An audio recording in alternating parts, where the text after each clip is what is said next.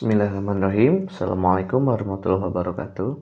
Alhamdulillah, kita kembali lagi di mata pelajaran farmakognosi dasar kelas 10 untuk tingkat sekolah menengah kejuruan. Menerapkan budidaya tanaman obat. Itu adalah bab yang kedua yang akan kita bahas pada kesempatan kali ini. Yang akan kita bahas adalah yang pertama, menerapkan budidaya tanaman obat, ialah persiapan dan pengolahan tanah, penanaman, pemeliharaan, dan juga yang terakhir adalah tentang panen.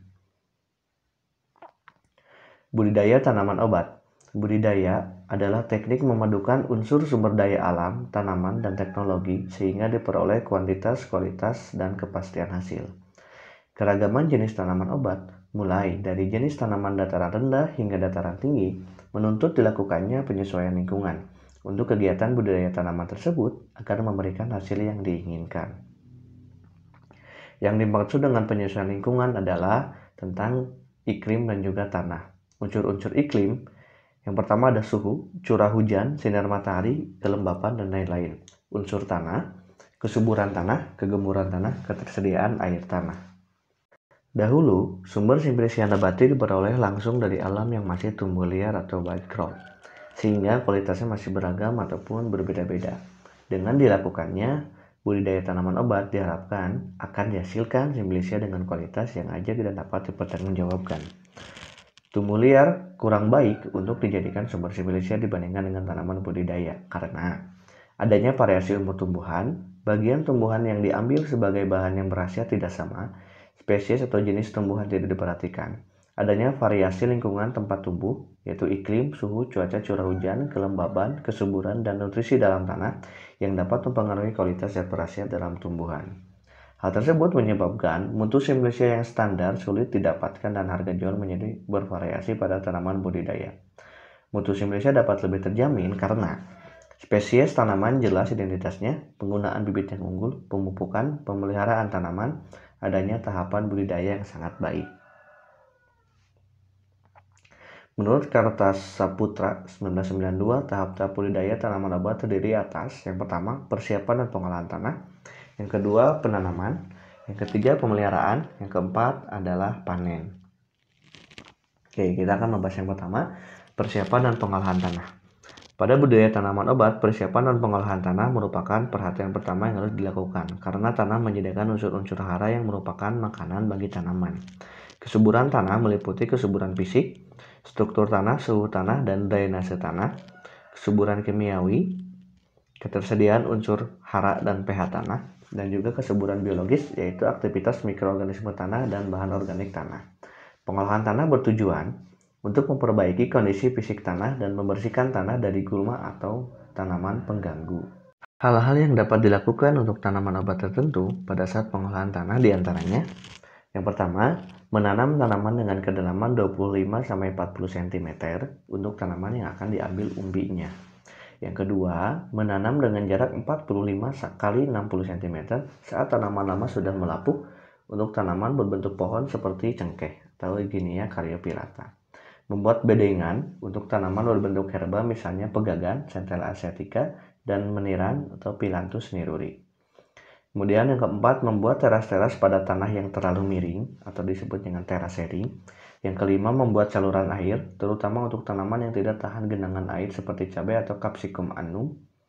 Yang keenam, menanam tumbuhan penjatan atau tegakan yang dipasang kira-kira 10 cm dari lubang tanah untuk tanaman yang membutuhkan tegakan seperti sirih atau Piperis betle. Yang kedua adalah penanaman. Sebelum melakukan penanaman, terlebih dahulu dilakukan pembibitan. Pembibitan dapat dilakukan bersamaan dengan kegiatan pengolahan tanah. Tujuan dilakukannya pembibitan adalah mendapatkan tanaman dengan daya tumbuh yang baik dan seragam. Perbanyakan tanaman dapat dilakukan secara vegetatif, misalnya stek dan cangkok, ataupun juga secara generatif, misalnya dengan biji. Untuk mencegah banyaknya tanaman yang mati, terlebih dahulu dapat dilakukan penyemaian, terutama untuk benih yang berukuran kecil dan membutuhkan pemeliharaan yang intensif. Selain itu, penyemaian juga dapat menghemat waktu, misalnya untuk tanaman obat yang penanamannya dilakukan di awal musim hujan, maka penyemaian dilakukan di akhir musim kemarau. Pada tahap penanaman juga harus diperhatikan jarak antar tanaman ketika ditanam. penanaman secara monokultur atau secara dikultur, serta jumlah tanaman per meter, karena semuanya akan mempengaruhi pertumbuhan tanaman tersebut. Yang ketiga, pemeliharaan.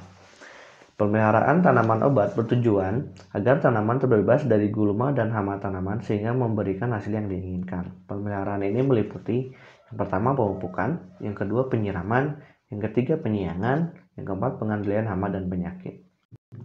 Yang pertama, pemupukan dapat menggunakan pupuk organik dan anorganik, misalnya pemberian pupuk yang mengandung nitrogen pada tanaman Polypandak atau Rauvolfia serpentina dan juga tembakau Nicotiana tabacum. Yang kedua, penyiraman dilakukan sesuai dengan musim. Pada musim kemarau, penyiraman harus teratur agar kelembaban tanah terus terjaga dan dilakukan setiap pagi dan sore. Sedangkan pada musim hujan, penyiraman disesuaikan dengan kondisi tanah. Pada tanaman yang bahan berkhasiatnya diperoleh dari akar tinggal atau rizoma, misalnya lengkuas dan jahe, permukaan tanahnya diberi mulsa yang bertujuan untuk mengurangi penguapan air tanah. Yang ketiga, penyiangan intensif dilakukan dengan tujuan menekan populasi gulma. Yang keempat, pengendalian hama dan penyakit dilakukan dengan 3 cara. Pertama, ada cara mekanis, misalnya dengan membuang bagian tanaman yang diserang oleh hama. Yang ketiga, cara kultur teknis, misalnya dengan mengatur kelembaban dan intensitas cahaya. Yang ketiga, cara kimia, misalnya dengan pemberian insektisida dan fungisida. Namun, pengendalian secara kimia sebaiknya dihindari agar tidak mempengaruhi zat berkhasiat yang terdapat pada tanaman obat tersebut. Berikutnya yang keempat adalah panen. Saat pemungutan atau pengambilan hasil panen harus diperhatikan waktunya agar menghasilkan Siplicia dengan kandungan zat berkhasiat yang sangat optimal. Hal ini disebabkan kandungan kimia dalam tumbuhan tidak sama di setiap waktu. Berikut adalah beberapa hal yang perlu diperhatikan pada saat akan panen. Pertama adalah buah atau fruktus. Dikumpulkan pada saat sudah masak atau sudah tua tetapi belum masak, misalnya pada tanaman lada. Tanaman lada yang dipanen saat buah sudah tua tetapi belum masak maka akan menghasilkan lada hitam. Sedangkan jika dipanen saat buah sudah masak maka akan menghasilkan lada putih. Kemudian yang kedua ada biji atau semen, dipanen saat buah masak atau mengerik, misalnya kedaung. Kemudian ada daun atau folium, dipanen pada saat belum terjadi pembentukan bunga atau menjelang berbunga, karena pada waktu tersebut fotosintesisnya maksimal, misalnya pada daun jambu biji dan daun sirih. Yang keempat adalah bunga atau floss, dipanen saat bunga masih kuncup, misalnya bunga melati dan cengkeh.